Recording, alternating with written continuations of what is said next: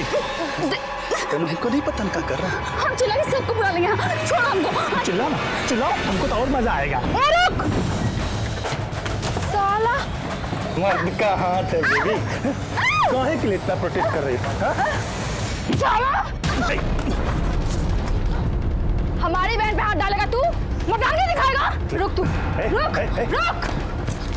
हम धर लिए, खूब सबक सिखाए सबके सामने। ये जो खड़े हैं ना, इनको सहेट के 2 चाटा मारो, और जितना चाटा मारोगे ना उतना पैसा देंगे। चलो। अरे रे रे रे, खक्का मारते से सहेट के मारो ना एकदम। चलो। ये तो तुम्हारा झगड़ा चंपा से नहीं उसके भाई से हुआ? झगड़ा पूरा सिंह परिवार से है, और आज से नहीं है, कब से है। और चंपा से ना हमारा झगड़ा एक बार नहीं हुआ है, 1000 बार हुआ है। और पहली बार उससे हमारा झगड़ा 6 महीना पहले हुआ था, जब हम बाबूजी से मिलने जेल गए थे। वो भी वहां आई थी किसी से मिलने के लिए। एक्सक्यूज मी, पीछे हटो, यहाँ टप्पा लगाओ। ये लो। बाबूजी का ब्याह हुआ है का? हाँ, चुपचाप से ना पीछे जाने तक एक कंटाप के पीछे खींच के दो। अबे तुम तो खालती बोलती रहती हो, हम तुमको देंगे। ये लो, समझी? इसको बोलते हैं कंटाप। तुमको मारी, तुमको तो छोड़ेंगे नहीं, हमको मारी, छोड़ेंगे नहीं। और उस दिन जो लड़ाई शुरू हुआ ना, आज तक खत्म नहीं हुआ है वो। और कितनी बार तो जबरदस्ती झूठ मूठ कर लड़ी हो हमसे। हम कोई कम थोड़ी है, ईंट का जवाब ना पत्थर से दिया उसको। जो कुछ भी किया ना आज तक, एकदम सीना ठोक के सामने से किए। उसकी तरह नहीं रात के अंधेरे में ऐसी ठगवाई। गीता कहाँ है? बेटा बहुत बुरा हुआ तुम्हारे साथ। अच्छा एक बात बताओ, जिसने तुम पर एसिड फेंका तुमने देखा था उसे? तू रोना शुरू मत कर। हाँ, सब सच बता। वो जब हम दरवाजा खोलने गए तो बाहर कोई नहीं था, ये देखने के लिए कि बाहर कौन है। जब हम बाहर गए तो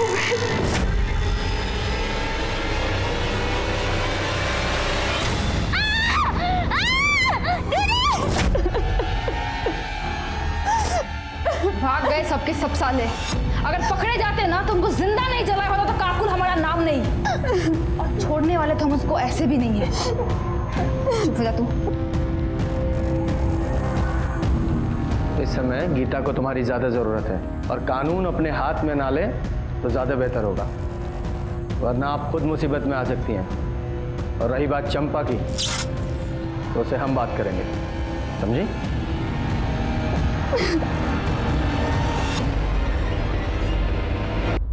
सर अभी चंपा के घर चलना है क्या? विजय अभी तो लेट हो गया है। वैसे भी 8 बजे के बाद किसी महिला से तो पूछताछ कर नहीं सकते, कल सुबह बात करते हैं।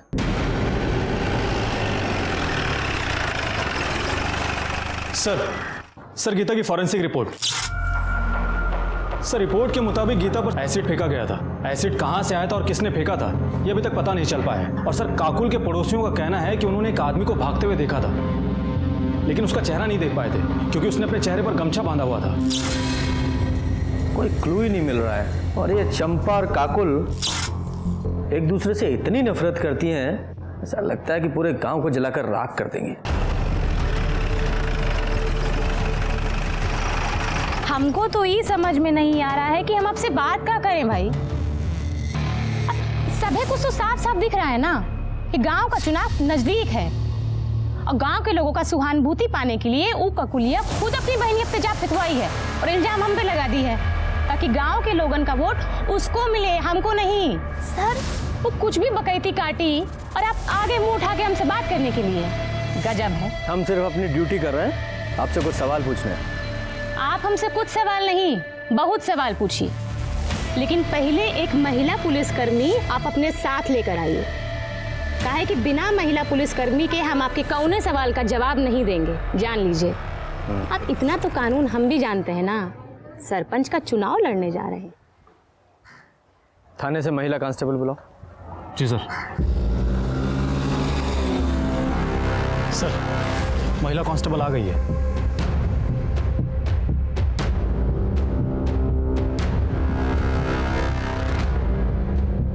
तो चंपा जी। 1 मिनट सर। रवि, जरा हमारी पूछताछ का वीडियो बनाओ ना। अब इनका कौनो भरोसा, हमरे बयान को कुछ तोड़ मरोड़ कर पेश कर देंगे, हमरी तो लंका लग जाएगी, है ना? आओ। हाँ दीदी रुको, ये पकड़ो अम्मा तो। हो गई तैयारी? जी दरोगा जी। सवाल पूछे? हाँ हाँ, पूछिए पूछिए। जब गीता पर एसिड फेंका गया तो आप कहाँ थी? हम अपने घर में थे, खाना खा रहे थे। हमारी अम्मा और भैया से पूछ लीजिए। गीता पर एसिड किसने फेंका? हमको कैसे पता होगा किसने, काहे, क्यों एसिड फेंका? गजब बात कर रहे हैं। आपको नहीं पता, लेकिन आपको कोई अंदाजा है? नहीं हो सकता है कि काकुल और गीता से किसी का झगड़ा हुआ हो, या फिर गीता के साथ किसी ने बदतमीजी की हो और बदला लेने के लिए एसिड फेंक दिया गया। देखिए सर, घुमा फिरा के बात करना हमको आता नहीं। अगर हमरे खिलाफ कोनो सबूत है ना तो उसको पेश करिए। अब ऐसा तो नहीं है कि काकुल कुछ भी बोलेगी और हम मान लेंगे। वो कहेगी हम अपराधी हैं तो हम अपराधी हैं, और आप चले आएंगे उसकी बात सुन के हमको हथकड़ी लगाने आ गए हमको। देखिए, आप सर से तमीज से बात कीजिए, वरना क्या जबरदस्ती कबूल करवाओगे? हैं? हम जानते थे तुम लोग ऐसा ही करोगे, यही मारे हम वीडियो निकलवा रहे हैं। देखो ऐसा है, तुम लोग से निपटना तुमको बहुत अच्छे से आता है, और रही बात उस काकुल की, उसको तो हम देख लेंगे। सर हमको तो लगा था ये काकुल बदतमीज है, पर ये चंपा तो उससे 2 कदम आगे ही निकली।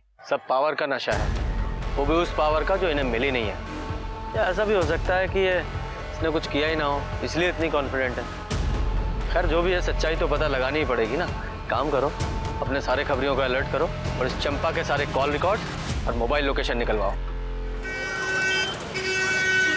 सर कहीं ऐसा तो नहीं कि हमारा फोकस इन दोनों लड़कियों पर है, जबकि इन दोनों की दुश्मनी का फायदा कोई तीसरा ही उठा रहा हो? मतलब सरपंच का कोई तीसरा उम्मीदवार?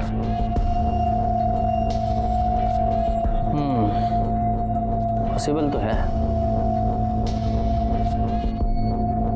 चेक करो कोई ऐसा एंगल है क्या। Yes sir.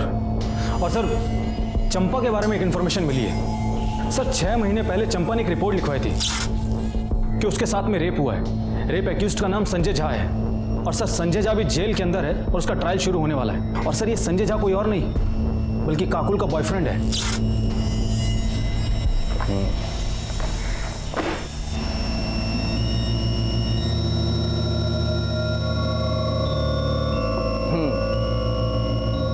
हर बार आपको वीडियो बनाना पड़ता है ना, तो इस बार हम वीडियो बनाएंगे। विजय सर आप लोग वहां क्यों खड़े हैं? आइए बैठिए। 2 गवाह भी चाहिए ना, इसलिए।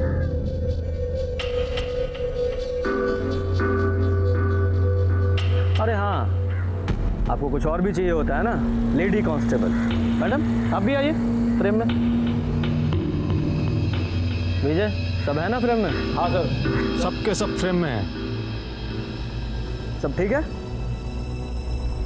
तो अब बताइए कि संजय झा का क्या मामला है? मामला तो ये है सर कि जितनी कमीनी ये काकुल है ना, इससे 10 कमीना और लिच्चड़ इंसान इसका यार है। हमको बोला कि हमारे और काकुल के घर की दुश्मनी को खत्म करवाना चाहता है। काकुल को समझौते के लिए मना लिया है और हमको समझौते के लिए लेने आया है। अब यहाँ तक तो सारी बातें ठीक थी, उसके बाद वो हमको एक उजाड़ खाने में ले गया। अबे तुम तो हमको बोले कि हमको काकुल बुलाई है, पर यहाँ तो कोनो है नहीं। हम कह रहे हैं संजय छोड़ दो। हाँ जाइए, हटो, हम कह रहे हैं जाइए, हमारे साथ तो समझौता कर लो, मिला देंगे ना काकुल से बाद में। तुम जानते ही तुम्हें सब क्या हो सकता है। हम कह रहे हैं हमको छोड़ दो संजय।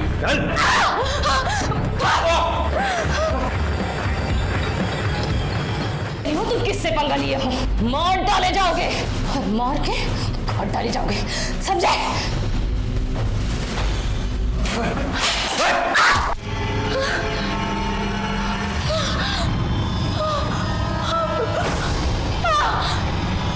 वहाँ ले जाकर उसने हमारे संग जोर जबरदस्ती की और हमको छोड़कर भाग गया। उसको ये लगा कि उसने हमारी ज़िंदगी बर्बाद कर दी।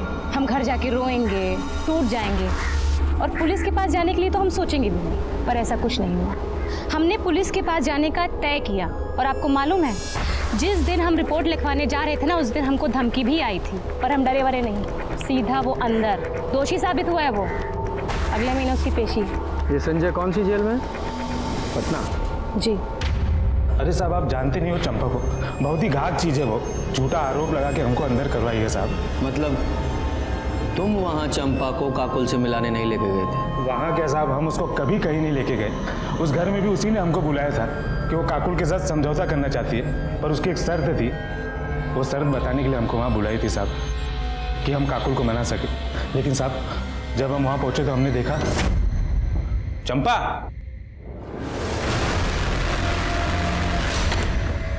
हम यहाँ हैं जी।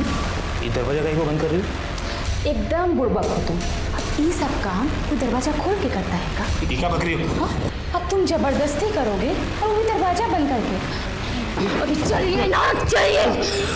अब काकुल को पता चलेगा कि तुम हमारे साथ रेप किए हो, तब वो चलेगी, टूटेगी, मर जाएगी वो। और यही हम चाहते हैं, समझे? ये ठीक नहीं कर रही हो चंपा तुम।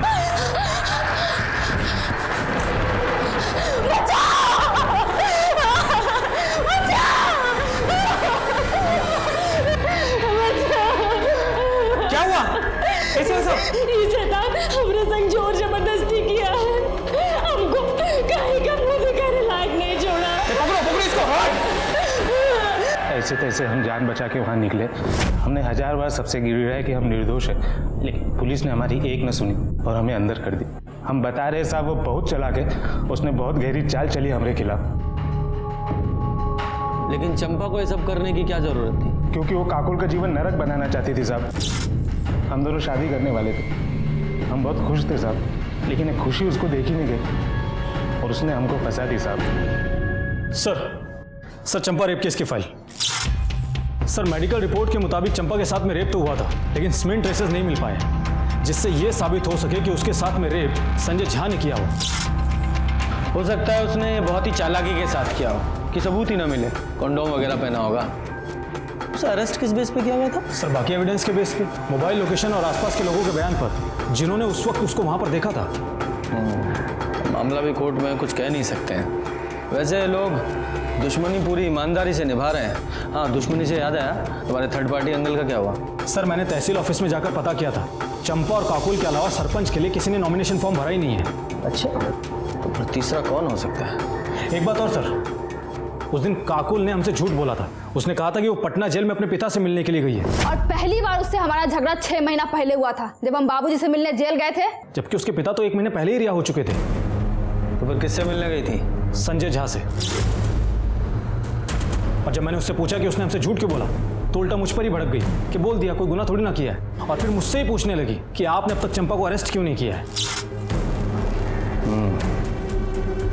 कुछ ज्यादा ही जानकारी और अकड़ है इन लोगों में। आज सबूत नहीं है हमारे पास, वरना अकड़ तो ढीली कर देते इनकी।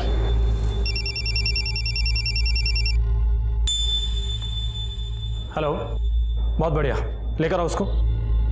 सर लगता है सबूत मिल गया हमको। चलो साहब आ गए, चल। सर ये मनोज महतो है। हमारे खबरी ने इसको शराब के ठेके पे बोलते हुए सुना था कि एसिड अटैक से बदला लेना बहुत आसान होता है, जिंदगी भर तक याद रखता है। हमारे खबरी ने हमको इन्फॉर्म किया और हमारी टीम इसको वहां से उठाकर ले आई। किससे बदला लेना था? साहब हमने किसी से बदला नहीं लिया और न ही हमको लेना है। तो फिर वो ठेके पर वो एसिड अटैक का क्या राग लाप रहा था तू? साहब वो तो ऐसे ही 3-4 लोग बैठे थे, तो उनके बीच में कॉलर टाइट करने के लिए ऐसे बोल दिए साहब। ने कुछ किए नहीं है। गीता पे एसिड अटैक क्यों किया था? कौन गीता साहब? इसका नशा ऐसे नहीं उतरेगा, अपने तरीके से को बुलवाओ। सब याद आ गया साहब, साहब याद आ गया साहब। 10,000 रुपया मिला था हमको।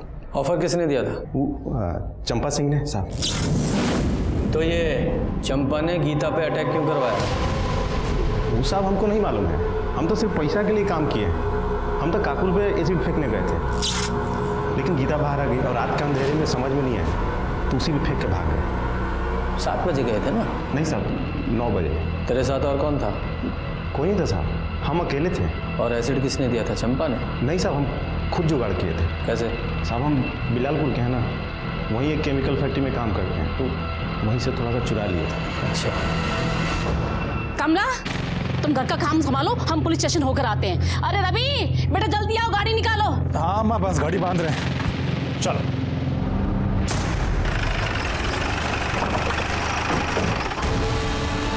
अच्छा हुआ आप लोग आ गए, हम अभी आपके पास ही आ रहे थे। इसलिए? चंपा कल से घर नहीं लौटी है। किसी का फोन आया था, बोल रही थी हम आते हैं और अभी तक नहीं आई है। किसका फोन आया था? पता नहीं किसका आया था, हमको तो बड़ी चिंता हो रही है। जाओ पूरे घर की तलाशी लो। अरे तलाशी सर, कुछ नहीं मिलेगा, हम कह रहे हैं, हमारा यकीन कीजिए ना। कैसे यकीन करें? क्या पता फोन का बहाना बना रहे हो आप लोग और वो घर में छुपा के रखा उसको। भेजा, चंपा को फोन लगाओ। सर, अरे सर फोन स्विच ऑफ है, हम लोग कितना बार ट्राई किए, सुबह से ट्राई कर रहे हैं।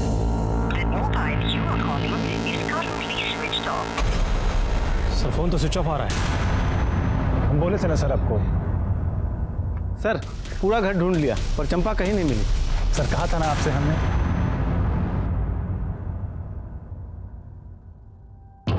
आखिरी बार पूछ रहे हैं, बता दो कि चंपा कहाँ है, वरना उसके साथ साथ तुम दोनों भी अंदर जाओगे। सर हम तो तब बता पाएंगे ना जब हमको खुद पता होगा। साहब हम सच कह रहे हैं, चंपा घर पर नहीं है, वो कल से घर लौटी ही नहीं है।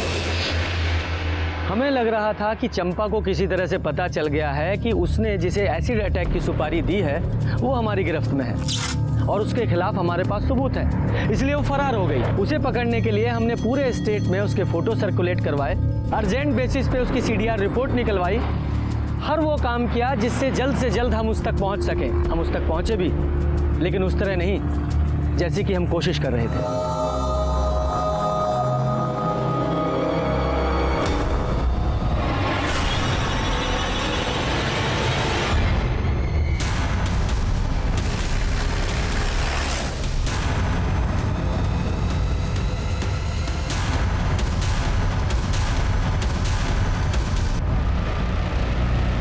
ये घाव देखकर ऐसा लगता है जैसे किसी कट्टे से गोली मारी गई है, क्योंकि रूरल में लोग ज़्यादातर उसी का इस्तेमाल करते हैं। विजय, बॉडी को पोस्टमार्टम के लिए भेजो और आसपास के लोगों से पता करो कि किसी ने कुछ देखा है क्या। और हाँ, वो जो कट्टा सप्लायर है उसका भी पता करो कि उसने कट्टा किसको बेचा था। सर, दो परिवारों के बीच की लड़ाई एसिड अटैक से शुरू होकर अब मर्डर तक पहुंच गई थी। चंपा के सीने में गोली मारी गई थी, लेकिन उसकी मौत दम घुटने की वजह से हुई थी। इसका मतलब उसे जिंदा दफनाया गया था। चंपा का मोबाइल और उसका रिवॉल्वर दोनों ही हमें नहीं मिले। सर चंपा के call records. Sir call records के मुताबिक चंपा का फोन शाम को 7 बजे स्विच ऑफ हो गया था।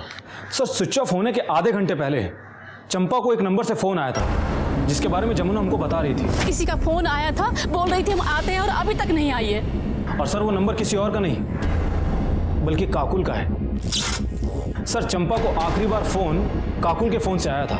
लेकिन ये काकुल चंपा को फोन क्यों करेगी? कहीं ऐसा तो नहीं इस काकुल का ही चंपा के मर्डर में कोई हाथ हो? उसने अपनी सबसे बड़ी दुश्मन को फोन किया, वो भी उसके मर्डर से आधे घंटे पहले। अरे काहे टेस्ट हुए बाहर रही हो? हम नहीं मारे उसको। अपनी बहन पे भरोसा नहीं तुमको? देखिए पगला गई एकदम पगला। इसको लगता है कि चंपा को हम मारे हैं। सिर्फ ऐसे ही नहीं, हमें भी ऐसा ही लगता है।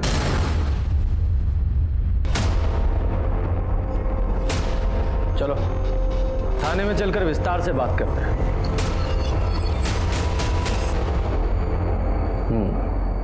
चंपा के मर्डर से आधा घंटा पहले तुमने उसे कॉल किया था, उसके बाद वो अपने घर से निकली थी, उसके बाद वापस नहीं लौटी।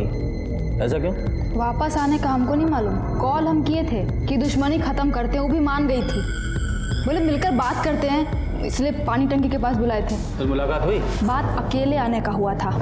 हम पहुंच गए थे, 8 बजे तक इंतजार किए, आई नहीं। फोन भी किए, फोन ऑफ था। सोचे महारानी का मूड बदल गया होगा, तो हम भी वापस अस्पताल चले गए गीता के पास। अपने घर वापस आ गए हम। सुबह पता चला कि कोई उसको मार के ना गाड़ दिया है।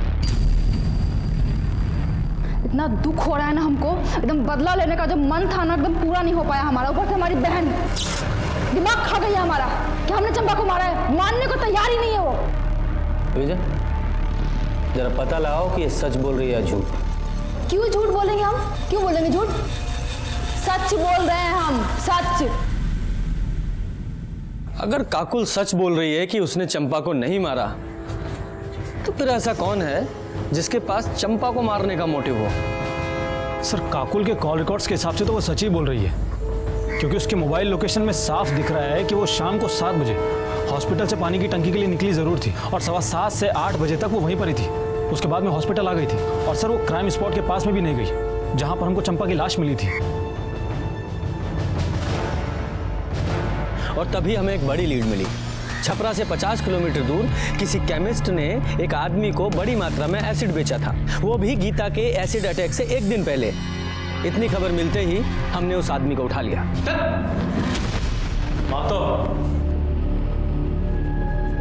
यही है ना वो जिसे तुमने एसिड बेचा था? नहीं सर, ये वो आदमी नहीं है। वो लड़का तो बहुत कम उम्र का था, लगभग 20 के आसपास उसकी उम्र होगी। अच्छा, तुमने कहा था कि उस लड़के ने अगले दिन तुम्हें फोन किया था।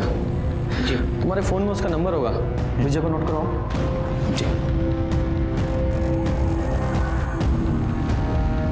विजय, इस नंबर के सारे कॉल रिकॉर्ड्स और लोकेशंस निकालो। जी सर।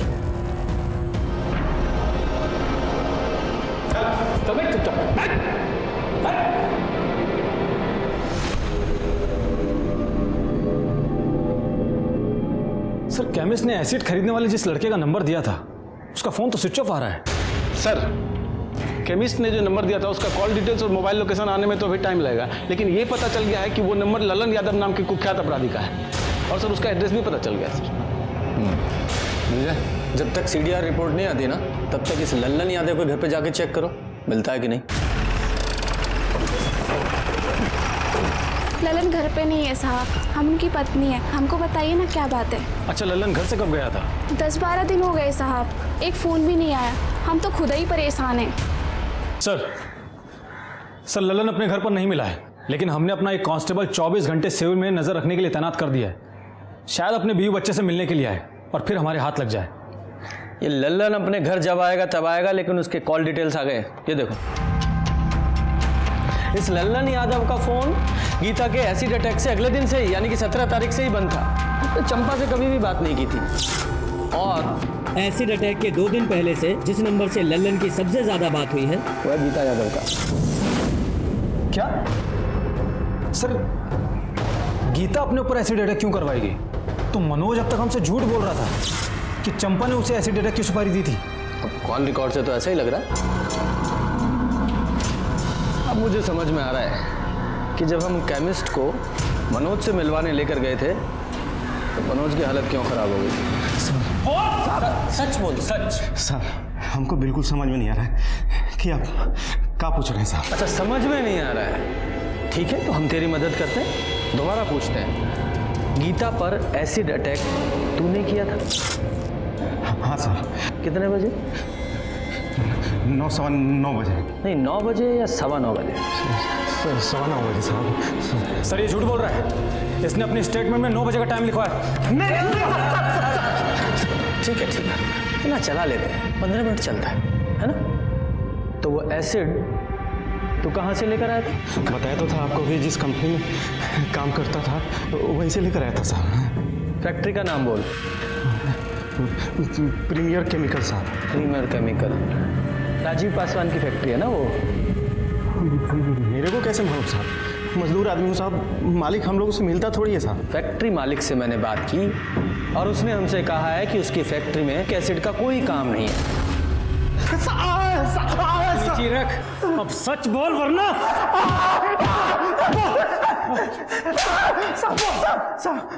किसके कहने पर झूठ बोल रहा है? हाँ बता रहे साहब, बता रहे।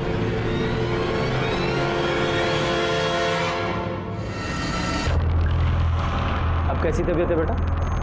पहले से ठीक है, अब दर्द भी कम है।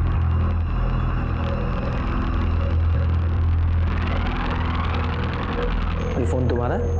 हाँ। ये फ़ोन सिर्फ तुम इस्तेमाल करती हो या कोई और भी इस्तेमाल करता है? काकू जी का जब फ़ोन ख़राब हो जाता है तब वो हमारा फ़ोन इस्तेमाल करती हैं हमेशा। तुम्हारे ऊपर जब एसिड अटैक हुआ था उससे 1-2 दिन पहले उनका फ़ोन ख़राब हुआ था, मतलब उन्होंने तुम्हारा फ़ोन इस्तेमाल किया था?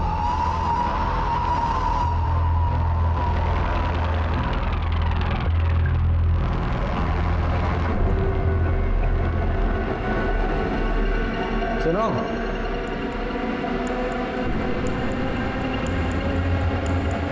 तुम्हें बहुत जल्दी थी ना ये जानने की कि गीता पर एसिड अटैक किसने करवाया? पूछोगी नहीं कौन था वो? किसने कराया पर हमला? चंपा ने ना? नहीं, चंपा ने नहीं, तुम्हारी सगी बहन काकुल ने। उसने तुम पर एसिड अटैक करवाया, मनोज महतो नाम के आदमी को सुपारी देकर। हम ही जानबूझकर पकड़वाए थे मनोज को, फंसाना चाहते थे चंपा को हम। कुछ महीना जेल में काटने के लिए ना मनोज को अच्छा खासा रकम दे रहे थे हम। हमको लगा था कि मनोज बोलेगा और आप जाके पकड़ लीजिएगा चंपा को, लेकिन साली पहले ही मर गई। सारे किए कढ़ाई पर पानी फिर के रख दिया बस। ये मनोज और लल्लन दो लोग क्यों? मनोज अपराधी प्रवृत्ति का नहीं था, हमको पता था कि वो नहीं करेगा, और लल्लन जेल जाने को तैयार नहीं था। तो हम मनोज को मनाए चंपा को फंसाने के लिए और लल्लन को गीता पर एसिड फेंकने के लिए। वो जो प्रिंसिपल वाला लेटर था ना, वो भी हम ही लेके आए थे, और गीता के फोन से लगातार बात कर रहे थे उससे। उस दिन भी हमने ही कॉल किया था एसिड फेंकने के लिए। अपनी सगी बहन को तुमने एसिड फेंकवाया, उसका ये हाल किया सिर्फ चंपा से बदला लेने के लिए? असल कारण ना चंपा को जेल भेजना नहीं था, संजय को बाहर निकालना था। हम सोचे थे कि चंपा को गीता के एसिड वाले केस में फंसाएंगे और फिर उसके साथ एक सौदा करेंगे। तुमको करना का है कि जो कोर्ट में जज साहब के सामने ये बोलना है कि तुम हमसे बदला लेने के लिए संजय को बलात्कार वाला केस में फंसाई हो, ठीक है? और उसके बदला में फिर हम सोचेंगे कि गीता वाला जो केस है ना हम वापस ले लें। तो क्या कहती हो? ठीक है, हम मिलके बात करते हैं। हाँ, अभी मिलते हैं। वो पुराना पानी का जो टंकी है वहाँ पे। ठीक है। संजय झा ने वाकई चंपा का रेप किया था? हमारे कहने पे किया था वो, हम ही करवाए थे। मानसिक रूप से ना उसको एकदम तोड़ना चाहते थे हम, उसकी भावनाओं को ठेस पहुंचाना चाहते थे ताकि दोबारा हमारे सामने खड़े होने की ना उसकी हिम्मत नहीं हो। लेकिन हुआ क्या? हमने सोचा था कि पुलिस के पास नहीं जाएगी, लेकिन वो गई और संजय को जेल हो गया। हमको तो छुड़वाना था ना, हमारी वजह से गया था वो जेल। उसको तो बाहर निकाल नहीं पाई, अब खुद अंदर जा रही है। संजय और अपनी सगी बहन की जिंदगी बर्बाद करके अब जेल में बैठ के लड़ना चुनाव। लेके जाओ इसे। एक मिनट सर। हेलो, ठीक है सर, लल्लन को अरेस्ट कर लिया है और उसने इस बात को कबूल कर लिया है कि काकुल ने ही गीता पर एसिड अटैक की सुपारी दी थी। Very good. एसिड अटैक का केस तो सॉल्व हो गया, लेकिन मर्डर केस सॉल्व होना अभी बाकी था। तभी हमें एक बड़ी लीड मिली। जिस कट्टे से चंपा को गोली मारी गई थी उसके सप्लायर को हमने ढूंढ लिया था, जिसने हिस्ट्री शीटर भोला पांडे का नाम हमें बताया था।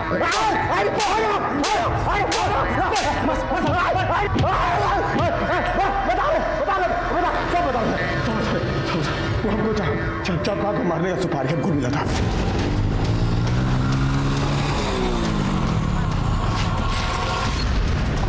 क्या कर रहे हैं बे?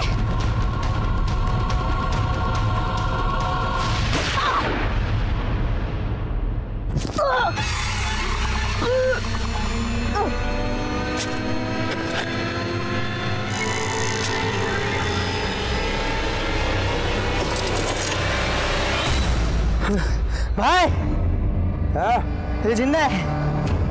अरे तो क्या हुआ, जिंदा दफना देते हैं इसको। ठीक है भाई, डाल मिट्टी।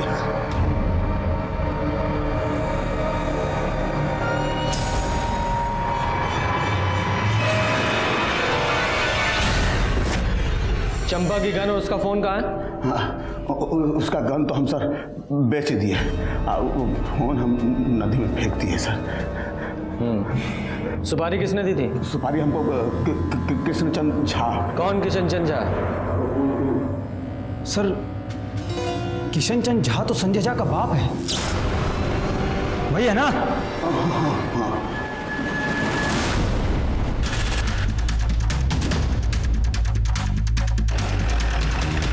रुक। सर बैग वैग लेके कहाँ जा रहे हो? साहब बस लिफ्ट चाहिए? अरे तो पूछना क्या है, बैठिए हम छोड़ देते हैं। साहब ये चंपा ना झूठ बोल के हमारे बेटे को फंसाई थी।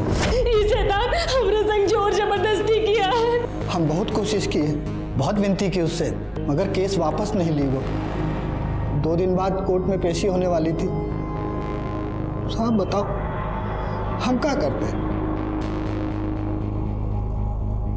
हम सोचे कि केस को जड़ से ही समाप्त कर देते हैं। ना चंपा रहेगी तो मुकदमा कैसे होगा, और कोर्ट को मजबूरी में हमारे बेटे को छोड़ना पड़ेगा।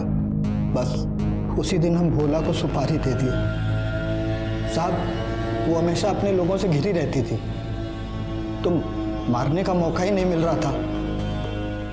तो वो 21 तारीख को अकेले पानी की टंकी के पास जा रही थी, तो हम नहीं, तुम्हें कैसे पता चला कि वो पानी की टंकी के पास अकेली जा रही है? काकुल बोली थी साहब। काकुल और संजय का ब्याह जरूर ना हुआ हो, लेकिन हम उसको पतोहू मानते थे, और वो लोग अक्सर फोन करके आपस में मिला जुला करते थे। वही बोली थी कि चंपा से सुलह करने जा रही। काकुल ने उसे अकेले बुलाया। हम समझ गए साहब कि इससे अच्छा मौका नहीं मिलेगा। हम भी खूब उकसाए उसको, बोले कि सुलह कर लेनी चाहिए। तो भोला को बोले तो भोला गया और अकेले में उसको घर दबोचा मार दिया। ये केस एसिड अटैक से शुरू होकर पहले रेप और फिर मर्डर तक गया। इस केस में ही शुरू से ही विक्टिम दिखाई देने वाली काकुल अपराधी निकली, और अपराधी दिखाई देने वाली चंपा वो बुरी तरह जुर्म का शिकार हुई। इस केस में चंपा और गीता दोनों को ही जुर्म की दस्तक मिली थी, लेकिन चंपा ने इसे अनदेखा किया या फिर कम करके आंका, और गीता वो देखकर भी बच नहीं पाई। जैसे कि महाभारत में देखने को मिलता है कि दुर्योधन की एक नाजायज जिद इतने बड़े युद्ध का कारण बनी कि मानो पूरा युग समाप्त हो गया। इसी तरह से इन दोनों परिवारों की झूठी खानदानी परंपरा की वजह से काकुल, चंपा, गीता, संजय झा और उसके पिता का जीवन बर्बाद हो गया। जब भी खुद पर अहंकार और दूसरों को नीचा दिखाई देने की होड़ हावी होती दिखाई दे, संभल जाएं। ये जुर्म की दस्तक हो सकती है, इसे अनदेखा ना करें। इसी के साथ मैं सीनियर इंस्पेक्टर रंजीत ठाकुर आपसे विदा लेता हूँ। फिर आऊंगा एक नया केस लेकर। तब तक देखते रहिए क्राइम पेट्रोल दस्तक। मकसद बताना नहीं, बचाना है। जय हिंद।